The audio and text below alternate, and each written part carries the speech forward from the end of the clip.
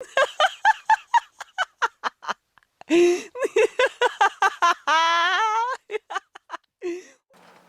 everybody, John Van Dyke here for New Jersey Exposed. Today is Wednesday, February 16th, 2022. Time is 4:30 p.m. Yes, Jersey time. In case you haven't noticed, like between this video and others a few weeks ago, it's getting lighter out, longer days. That's great. It's nice to know the sun is setting around 5:30 now instead of that 4:30 crap. Summer is just around the corner, people. All right, we got another Badge Bunny story. Another Badge Bunny has learned the hard way about getting involved with these violent sociopath, Blue Line gang members. And this is reported on WANE.com. And it reads as follows.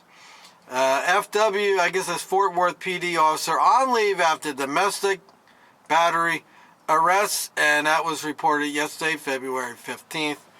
There is the story. All right, let's find out what this fine, upstanding, well-trained professional hero, always out there risking our lives as he protects and serves the neighborhood, was up to. Okay, it's Fort Wayne, Indiana. My bad. Fort Wayne, Indiana. A Fort Wayne police officer is on unpaid administrative leave after he allegedly punched his fiancée in the face and stomach after a night of dinner, drinks, and pool. I wonder if he punched her first in the face. She didn't listen, so he punched her in the stomach after that, because that seems to be the routine. Jordan Kahn, 29 of the 6400 block Wacopa Court, was charged Thursday with domestic battery. He appeared Friday at his initial hearing in Allen Superior Court. All right, take a good look at him. Yes, boy, I bet that little Badge Bunny was smitten by him. Oh, his uniform, look how handsome he is, and he's tall, and he's handsome, and he's strong, and she'll feel so safe around him. Yeah, okay. We all know better, don't we, people?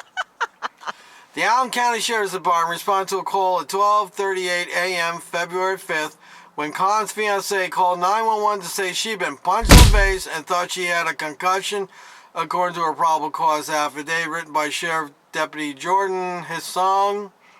She told dispatch Kahn was intoxicated. Well, that's the first, one thing I learned about working in bars, which I've done over the years. I probably got about 10 years of working in nightclubs. I have learned that there are two kinds of drunks. There's a happy drunk, that's me, and there's the nasty drunk. And it's an old saying, a drunk man's words is a sober man's thoughts. So let's take this another step. A drunk man's actions is a sober man's thoughts. The real person comes out of them. In this case, violence is always the go-to activity with these sociopaths. Dispatch told his son Kahn's vehicle was a Ford Explorer squad car and included the vehicle number. When his Kahn responded, the patrol vehicle was gone from outside the home, and the fiancée was sitting in a Ford Expedition on the passenger side. Her face had some swelling under her left eye, and she needed to take out her contacts, she said, according to the affidavit. Fiancé, man, you imagine you had dinner and you had some drinks and somebody punches you in the stomach. Oh my God, I wonder how she didn't throw up. The fiancée said she'd gone to dinner at the Snaporo Steakhouse and then to the Break and Run bar to play pool, court documents said. When they got ready to leave, she suggested that she drive because he seemed really intoxicated, according to the well, that triggers the officer because, they always got to be in charge and they'll never admit that there's something wrong with them. They just, they got it, their ego will never let it. And this is what happened. She triggered his ego. As Kahn drove in the area of Interstate 69 and Illinois Road, the woman said Kahn took his right hand and punched her in the left eye with a closed fist. The affidavit said the pain was a 10 on a scale of 1 to 10. She told the officer. Then he threw her phone back at her and it hit her in the stomach. She tossed the phone back at him and he punched her in the stomach with a closed fist, court documents said. The fiancée, who said she was a nurse, described the pain as a 4 out of a 5. She told Khan she was going to call 911, to which he responded, "I dare you to call 911," the affidavit detailed. When the couple got to SR 14 in West Hamilton Road, she called 911. Once they got to their home, Khan tried to get his own truck parked across the street, but the truck was frozen over, so he got into his police vehicle instead and peeled off. Court documents said the fiancé told his son that a month prior to this incident, there was another incident, one of two, where they were never reported. According to the affidavit, Khan told her it was useless to call 911.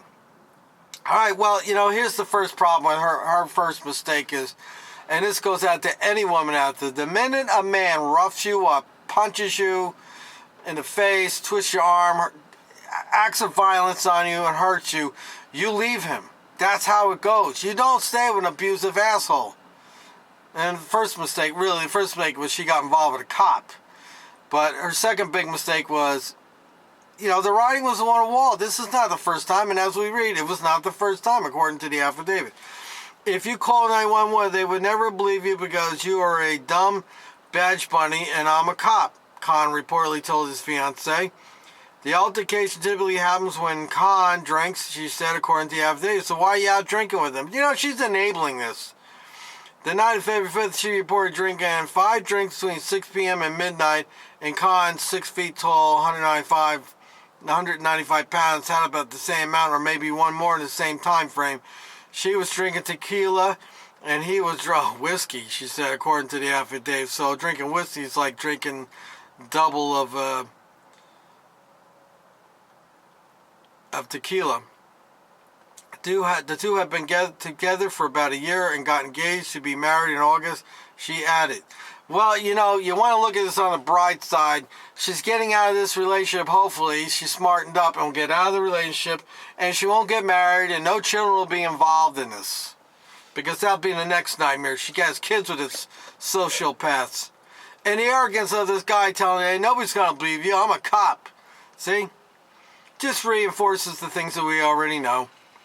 During the interview, Boydie Fire EMS personnel came to make a medical check.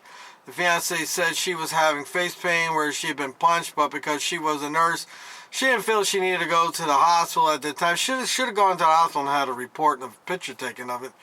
The affidavit said she was icing the injury. She went to stay with her parents and tried to call Khan's mother in Van Wert, Ohio. The affidavit said, "Why would you do this to him?" Khan's mother reportedly asked her and hung up the phone. Look, the mother's covering for the son. Khan's police vehicle was found at an unidentified hotel and was towed back to the police department. Court documents said inside the vehicle, police found the department-issued rifle, shotgun, and beanbag shotgun. Court documents indicate Khan was released on his own recognizance Friday, the same day he was booked into the Allen County Jail. He is subject to pretrial services.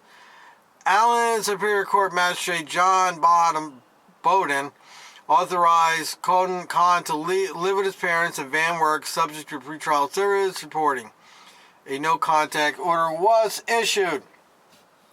Khan is due back in court on March 4th. Court documents say Khan came on the Fort Wayne Police Department in August of 2016 as a lateral transfer from Lima, Ohio Police Department, according to Fort Wayne PD records. He received a letter of reprimand in September 2020 for missing a training session. He's probably drunk, couldn't show up. Unpaid administrative leave or unpaid relief of duty can only be imposed by the Board of Public Safety if you have been charged with a crime. Blah, blah, blah. A suspension is discipline imposed by the police department. Webb added Khan will remain unpaid administrative leave until the investigation has concluded. All right, well, you know what? We all know that these sociopaths with the badges all resort to violence. Violence is the go-to thing to resolve any problems they have. They're not capable of doing anything else but violence when presented with a problem. These badge bunnies, they're not the smartest ones out there. How many stories I've done of badge bunnies? They're all getting hurt. They think that they're with a cop and they think they're going to be safe. Just look at that story I just, 2, 3, 4 videos back, where the badge bunnies One went out for pizza with the cop and thought she was safe because she'd be with a cop, and next thing you know, he's trying to get funny with her. Nothing changes. It's the same old story. The only thing changes is the name of the badge bunny. So, ladies, don't get involved with cops. You're risking your life. You're risking your well-being. You're risking children. If you have children, you're risking them having a bad life. Just don't get involved with them, people, ladies. There's so many other good guys out there. Get a guy who wears a garbage uniform, a postal uniform, whatever uniform, any uniform but that of a cop, okay? But they can't. There's a problem in their brain that they have to be attached to excitement. This is one of the things that women are attracted to, and this is like rock stars and stuff. It's a good example of it. That these bimbos are attracted to excitement.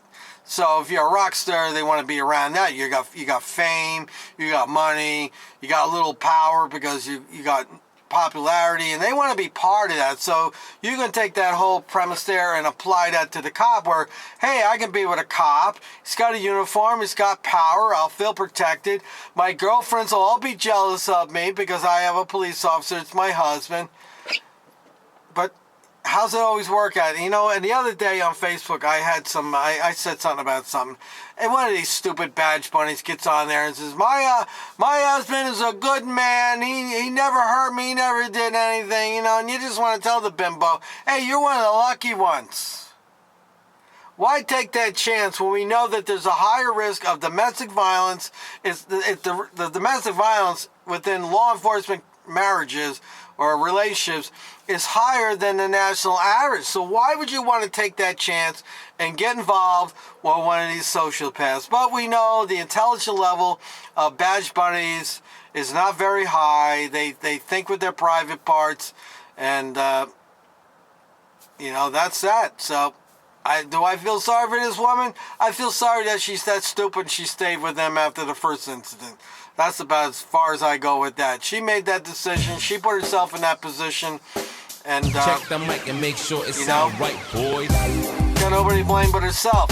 Now, something happened to this cop. He's not going to jail. He's probably not going to lose his job. I know what'll happen. His lawyer will send him to get anger management training. They'll claim the job, the pressures of the job, and everything, and cause him to be like that. So he'll get anger management. He'll go to AA meetings, and he'll get all done with that. And he'll be a hero. And I'll tell you what, I would not be surprised if that badge bunny bimbo would go back to him. And if she does, I would have no sympathy for her if something should ever happen to her. All I can cross my fingers, people, is that she doesn't have any kids.